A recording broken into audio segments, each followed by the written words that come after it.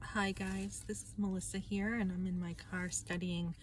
I have some responsibilities to take care of tomorrow when I work, and so I am having a block of time to just study right now. And as I was getting ready to study, I usually bring my kids over to church. They have events at night, not every night, but every week. And it's something that's important in my life. It's something that I do to help my kids really get a strong foundation that there's hope in this life. As I was sitting here getting ready to study, somebody came over and had given us a bag of treats, which is really nice, and I will use these. Our kids go right through food, but right over here you can see this nice big bag filled with goodies. I haven't looked yet to see what's in it, but somebody was very kind to do this. And these type of things happen to me a lot. One time I was here and somebody had sneakers for my kids, and it's just so helpful for a family, for people just to give something that they are not using or are going to throw away or have extras of, because when you're raising a family, there is a lot of needs. And I raised my family on very little. They weren't neglected, but very little. Food pantries, WIC, Medicaid. I even used Medicaid at one point for home births.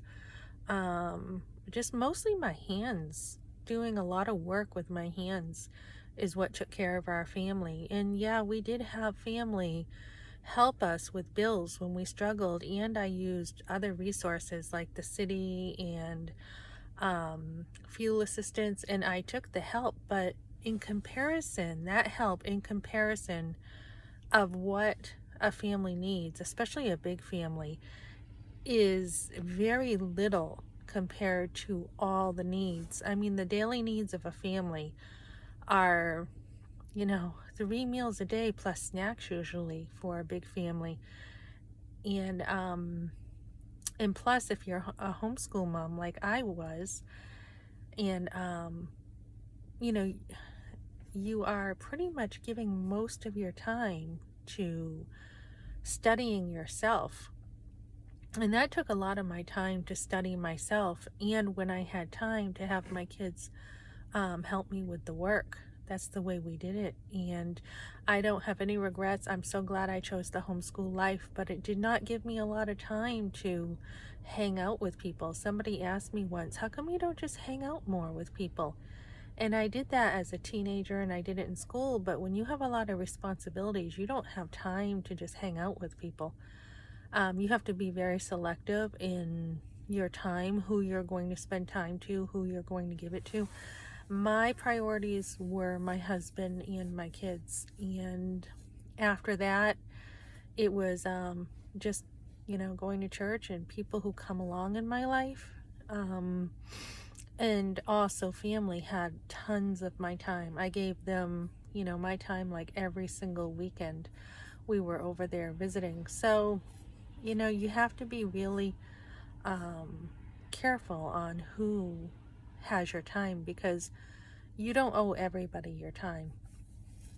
So this was really kind, and it touched my heart, because it's not just about helping people with food, but when you can feel the hand of God come over and help you when you are going through various trials. And right now during COVID, I mean, people just can't always go over someone's house and stop by for a cup of coffee, because a lot of people just don't want people in their home right now with COVID. So, as you go through trials in life, and there are many, sometimes I feel like I have a target on my head, honestly, for so many trials that I've gone through. But, it's just so nice to feel a special touch when someone comes over and they're bold enough to come over and not even, know if you're on the phone or what you're doing, and just say, hey, let me give you something. So yeah, I've had this happen a lot. I mean, everything from somebody coming over to saying, hey, Melissa, calling me up saying, God put you on my heart. I have a gift for you. I've gone over and seen, a card with $100 in it, or a boss who wants to give you extra money because he wants you to have, a bonus to say, here, take these gift cards to a restaurant and take your family out. To somebody saying to me, Melissa, you know what? I didn't have time to do the check this week. I did put a little extra in and made a mistake, but you keep it. Just people looking out for you in life and making sure that you're okay. And especially if there's family difficulties later on in life, it is so nice just to have other people and another support system to say, hey, you may not have all the support you need from others, but we're here for you and we want to be your family. I've had people say that too to me, let us be your family, let us be your support system. And, so what I'm trying to say is the minimalist lifestyle many times is an opportunity to allow others to come into your life and help you. Before, when I was growing up and I worked, I didn't really do anything. I just kind of blew money, and we went out.